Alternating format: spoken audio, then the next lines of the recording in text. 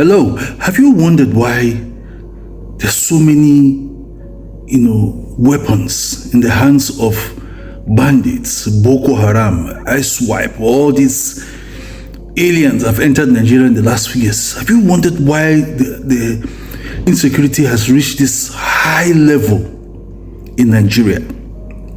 I'll tell you why.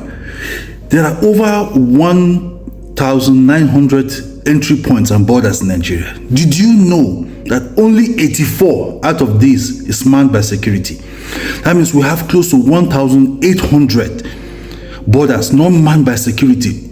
Nobody is manning these borders. So and you can imagine how weapons have crossed into Nigeria in this magnitude. Why you have too many non-state actors, the Fulani headsmen, the bandits, the IPOB, everybody now have weapons that have been used over the years. And you ask yourself, what is the government doing about this? If not for the House of Reps, and the fact that all of this is coming up simply because the Americans have decided, or they've threatened to intervene in the insecurity in Nigeria, to flush out elements that are not supposed to be in Nigeria.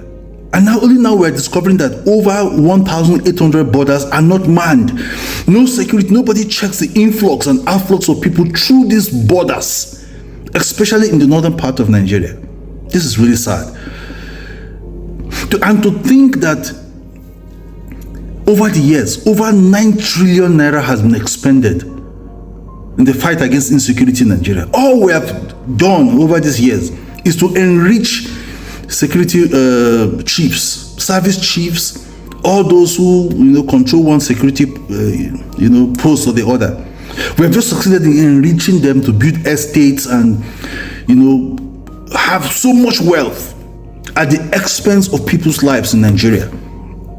You ask yourself, how come the bandits have so much weapons, even much more than the Nigerian military? It's because so many borders are unmanned. So when you have people who just come in and go out, and there's a high proliferation of small arms and light weapons, this is the result: high level of insecurity.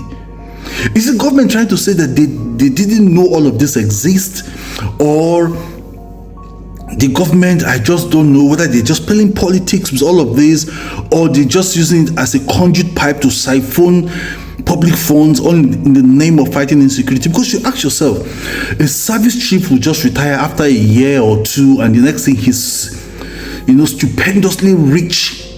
I'm sure they know all of these things, because how can a country have only 84 borders out of over 1,900? This is outrageous. And this can only happen in Nigeria. God bless Nigeria.